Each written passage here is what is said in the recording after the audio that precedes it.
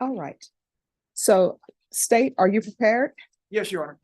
All right, state, call your witness. The state calls Detective Juan Espinoza.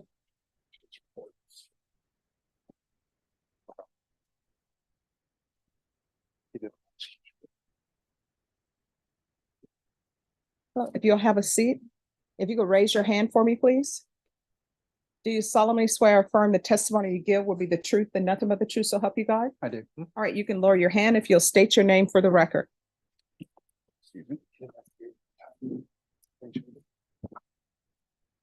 Oh, My name's go ahead. Detective Juan Espinoza. All right, state. Yes, Your Honor. I don't, are the speakers working? Or Hello? Okay, Yeah, they're working. okay. Detective Espinoza, one, who do you work for? San Antonio Police Department. And how long have you worked there? I've been on the department for 17 years. And what are your current duties as a SAPD officer? I'm currently a detective in the homicide unit. And why you're here today is that a state of Texas versus Vernon Dixon. Did you have an opportunity to interview Vernon Dixon? I did. And do you recall what date that was? Back in September of 2022. And where did you interview Vernon Dixon at? Bexar County Jail. And was he in custody at the time? Yes, he was. And before you interviewed him, did you read him his rights? Yes, Did you inform him that he had a right to an attorney? I did. That he had a right to remain silent? Yes, And that anything he said could be used against him? correct. And that he has a right to an attorney to be present prior and during any questioning? Correct. And that he has a right to an attorney to be appointed and advise him prior to and during any questioning? Correct. And he has a right to terminate the interview at any time? Correct. And at the time that you did interview the defendant in this case, Vernon Dixon, do you know if he had an attorney appointed to him? I did not. And did he inform you whether he had an attorney or not? He mentioned if he needed an attorney. And was that on the video that you reviewed for this Yes. case? And did he waive all those rights and decide to agree to an interview with you? Yes. And did he ever mention that he would like to talk to you? Yes. And so after these rights were read to him and he was informed of them, did he proceed voluntarily with the interview? He did. And Your Honor, at this time, would you like me to enter the video at the time? Yes. Let me just. Coach. Detective, you can look at that video and tell, I'm sorry, that disc, and tell me, is that a disc that you've reviewed for this case? It is. And what is that a video or a disc of? It's an interview of Vernon Dixon. And is it a fair and accurate copy of that interview? It is. And is there a portion of this that has been redacted? There is. And it's actually, the video is still running, but it's been muted, is that right? That's correct. And that's the indication of the defendant stating that he was an ex-Crip member, Correct. and that's a gang. Correct. Okay. But that has been muted out. Correct. Okay. But other than that, everything is fair and accurate copy of the original interview. It is. And for these proceedings, Your Honor, the state would enter, well, I'm sorry, Judge, I didn't get it marked. That's okay. I don't like putting stickers on here, Judge. Would you be okay if I wrote it on there? Yeah, Judge, the defense isn't objecting. From personal experience, I've seen it where if there's a sticker, Yeah. it will rank in catastrophic action a reader. There's not much space that's in there. All right, if you all have the sleeve and you can mark the sleeve.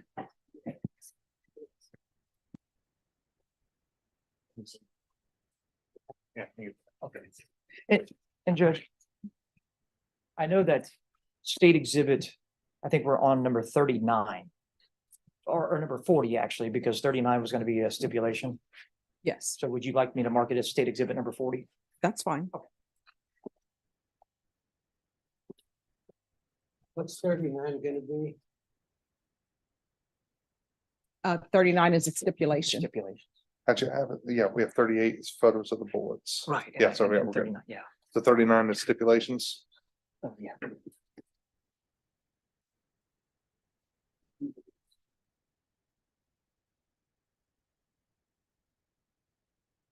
And so, Judge, for the record, the state is asking to enter state exhibit number 40 for these proceedings. All right, No objections, Your Honor. all right, then state exhibit number 40 is admitted for purposes of this proceeding. And Your Honor, at this time, I don't know if the court has had a chance to review it, or would you like me to go ahead and play The court has reviewed the entirety of the DVD. Both the state and the defense tendered the DVD to the court to review during the break. And I have had a chance to review the entirety of the video, not the redacted video. So there's no need to play it. Okay, Judge, thank you.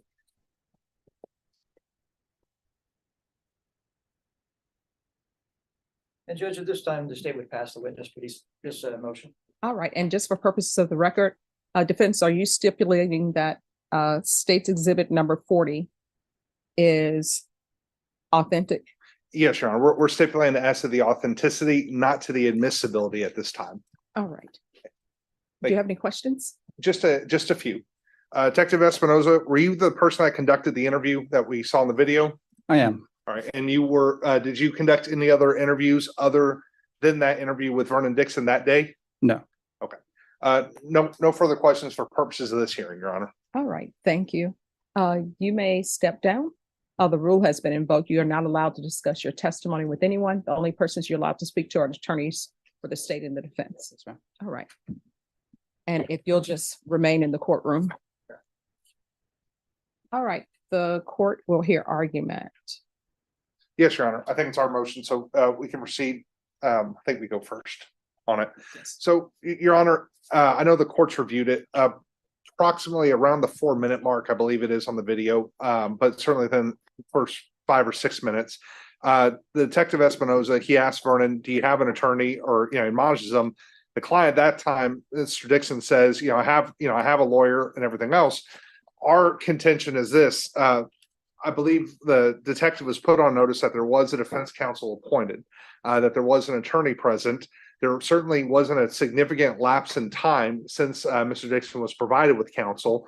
We think that any questioning, any statement that may have been elicited from the defendant should have been done in presence of counsel, or at the very least, the interview should have been stopped at that point until defense attorney, in that case myself, could have been notified and given the opportunity to be there. That didn't happen. And what happened after that, obviously, was a statement by Mr. Dixon to the detective. Our contention is that anything he said after the detective, Mr. Espinoza, was notified that there was a defense attorney on the case should be held inadmissible. In the alternative, if the court deems that it was a proper admonishment, and for purposes of this hearing under Jackson v. Dino or Dino v. Jackson, that the statement was properly admitted, we do have an objection as to two things. One, I believe, has already been redacted. That was a mention of prior gang activity, and the defense is satisfied that any mention of it is redacted in the form of the audio being muted. It's just about 10 seconds or so. And so we don't have any questions about that. However, what we do have issue with is there goes into statements about Mr. Dixon being caught in Kansas, obviously several states away after the fact. The defense would object to any statement or any reference to that being brought in, either through his own statement or being elicited by the state's office as form of testimony. And the reason why, Judge, I think it goes back to a 403 argument. I understand, I anticipate what the state argument is going to be. However, I believe that it creates an impermissible bias in the minds of the jury, saying this is somebody who ran from an offense, and I believe it poisons the well. Judge, and I don't think it's proper to go into the fact that Vernon was arrested, whether he was arrested a mile away, a foot away, or 10,000 miles away. I'm not sure it's necessarily relevant to the merits of the case, Judge. He was in custody. Obviously, he's here standing trial, and I think any mention of the fact that he was arrested out of state, again, puts into the mind of the jury that this was somebody that was running, that has something to hide, and therefore under Rule 403 would be more prejudicial than probative. And for that reason, Your Honor, respectfully, we would ask that it be admitted. In just 1 second. All right. And so just so everyone can know, I believe the His mother is in the courtroom? Yes. So I don't know if the state of the defense is going to have objections to her being in the courtroom and release her from the rule. Judge, I've asked Adam to put into the record when he was appointed prior to the interview. I want that in the record. Yes, And for the purposes of Miss Pearl being here, Judge, the defense is not opposed to her being here. I certainly respect the rule if the state wishes her to step out. Your Honor, We may call her as punishment, so you know, you're going to call.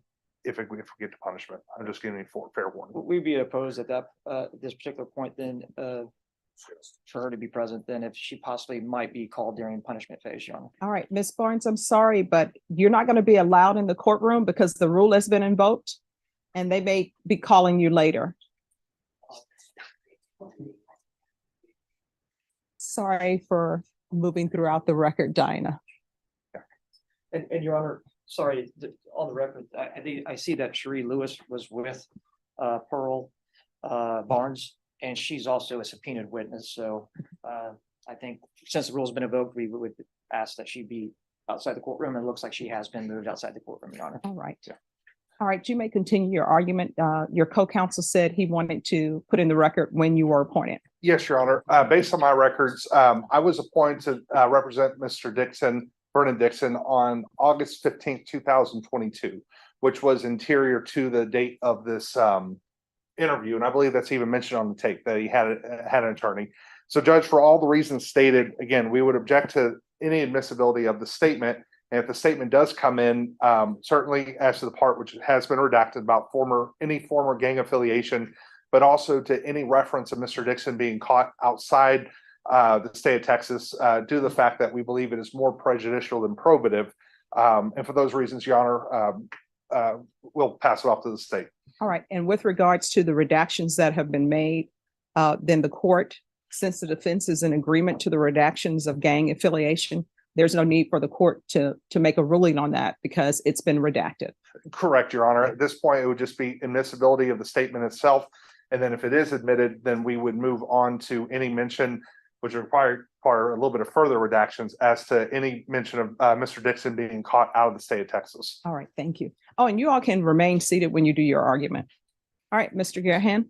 Yes, Your Honor. In reference to the admissibility of the defendant's statement in this case, the state has proven with Detective Espinoza's testimony that the statement was given freely and voluntarily, and also that he waived his rights to have his attorney present. In fact, if you listen to that video, which I know this court has, he actually states that he wants to talk to them, and then his rights are read, and then he continues to speak with the detective assigned to this case. Also, throughout his interview, at least 2 other times that I recall, he does state that he's been wanting to talk to the detective about this case, and mentions of the reasons why he wants to talk to him. So, into the question of the admissibility of the statement, the state's position is that it is admissible because it is a freely and voluntarily waived his rights, the defendant did, and proceeded with the interview. To go to the other portions of defense counsel's, motion, of course, we've already agreed to the gang affiliation to be redacted, and it has been redacted. In mention of the defendant leaving the state to go to Kansas and was arrested in Kansas and brought back to Texas, the state's position is that that's just evidence of guilt. It's more probative rather than prejudicial because it's probative, it outweighs its prejudicialness, because the fact is, just like fleeing a scene, that can be used evidence of guilt against the accused in a case. This is where he's fleeing the scene, but not only flees the scene the day of, but then actually flees the city, actually the state of Texas. And that's indicated in this interview. If you look at its entirety, he mentions Kansas, and he says that he went to Kansas to get away from this area because he felt that to prove his innocence at some point. So the state's position is that the probative value of the defendant leaving the state of Texas to go to Kansas is more probative, and that's how the state's argument will rest, Your Honor. All right, and defense, it's your motion, so you have final argument. Your Honor, again, we would just urge just re-urge, and I think we already said it, but I believe the detective was aware that he had counsel present. And we believe that the statement was improperly taken with an attorney appointed or certainly representation by counsel and the person being in custody. I believe that the interview should have stopped at that point and defense counsel should have been notified. All right. And defense, of course, the court does have the same concerns that you have. However, I'm just bound by what the law says. So with that being stated, your objection to State's Exhibit number 40 will be overruled. With regards to mentioning of your client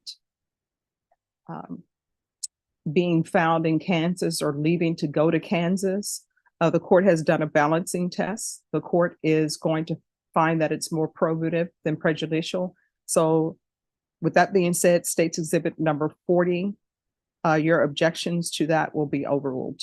Yes, sir. Yeah, we respect the court's ruling. We just ask that you note our objection for the record. Yes, thank you. How did the state false detective Juan Espinoza? All right, you've previously been sworn in. If you'll state your name for the record, please. My name's Juan Espinoza. I'm a detective. All right, state. Thank you, Judge. Detective Juan Espinoza, can you please introduce yourself to the jury? My name's Detective Juan Espinoza. I am a police officer with the San Antonio Police Department. I've been there for approximately 17 years. And I already stated you're a detective, so Yeah. please just tell the jury generally what your duties are as a detective for SAPD. As a detective, I'm assigned to the homicide unit. My duties involved investigating homicides, suspicious deaths, suicides, and officer-involved shooting. And I'm going to go over it briefly. And if you can just explain, did you go through certain training that you had to, one, become a peace officer or a San Antonio police officer, and also any other type of training that you had to become a detective for SAPD? So the training we had was as a peace officer training through the academy. Any other training once we promoted to detective was a lot of us on the job training, caseload management, shadowing other detectives that have experience, and that's where our training came from. And you previously stated you've been 17 years on the SAPD force. Is that correct? Yes, And I'm going to go ahead and take you back to March 31st, 2022. Do you recall that date? I do. And why do you recall that date? That's the date of the homicide involving Vontae Boyce. And you said Avante Boyce, is that the name victim or deceased in this case? That's correct. And did you subsequently charge somebody with his murder? I did. And who did you charge with that? His name is Vernon Dixon. And do you see that individual in the courtroom here today? I do. Can you please just point him out and identify an article of clothing he's wearing? He's to my right, sitting at the defense counsel table. Blue and white pinstripe shirt and blue jeans. Thank you. Let the record reflect that he has the detective has identified the defendant in this case. Now, let's talk about the investigation into this particular murder. What were your duties and what were you tasked with doing on this investigation? This investigation initially began. There was a shooting at the East Park Meadows. At the time, the victim was still alive, so Detective Guevara, who's assigned to the aggravated assault side of the homicide unit, went down to the scene and started the investigation there. Yeah, now I'm sorry not to cut you off, but you stated that it was an aggravated assault type case. That's correct. Why was it an aggravated assault case at that point? Because at the time, the victim had not passed away. And so in the aggravated assault case, the victim would still be alive. That's correct. And in particular, an aggravated assault with a deadly weapon. Is a firearm considered a deadly weapon? It is. And so would that also be I guess a revolver like pistol? Is that a deadly weapon? Correct. And initially, like you stated that aggravated assault detective was assigned to it. That's When correct. were you assigned to it? Shortly thereafter, I believe Detective Guevara made the scene. I think within minutes after arriving, He was informed that the victim had passed away. And then from there, I was notified. And at that point, is that when, I guess, you're in the homicide division, is that when y'all take over the handling of the case? That's correct. And so were you assigned this case that particular day or that, No, that day, that moment, so March 31st, 2022? correct. And then tell me, or tell the jury rather, what were your duties as in particularly to this case after you start handling it? So my part that day, since I was already in the office, we're usually assigned another detective that works homicide as well. And Detective Platt was my, we call our wing. She made the scene and assisted Detective Guevara at the scene. And then she informed me that we would have one witness coming down to the homicide. And so you stated another detective made the scene. Where were you at? In the office, The office? correct. And you stated that a witness was coming down. Do you remember the name of that witness? Esvalon Lewis, I believe. And I see that you're looking at something. Can you please just tell me what you're looking at right now? This is my report. It's called the prosecution guide. And so in that guide, do you put in there names of witnesses or other type of investigative things that you've done? That's correct. And so you can refresh your memory with that. Well, please don't read directly from it. Correct. But you can refresh your memory, okay? And can you just refresh your memory on the name of the individual that came down? Esvalon Lewis, And as far as did you interview her that night or that day rather? I did, And was that done at the headquarters? correct. And through that interview, were you able to gain some more knowledge of the actual murder and the murder scene? Correct. And at that point, were you developing witness, well, rather a suspect in this case? We were. And after that interview, were you able to interview anybody else in this case? Not that day. And then through your investigation, were there other witnesses that were deemed important in this Correct. case? And was there anybody else interviewed that day? Maybe not by you, but by any law enforcement? There were. And who was that? I know there was one of the maintenance guys, personnel. I think his name was Carl. Carl? Okay. Another resident who had approached an officer.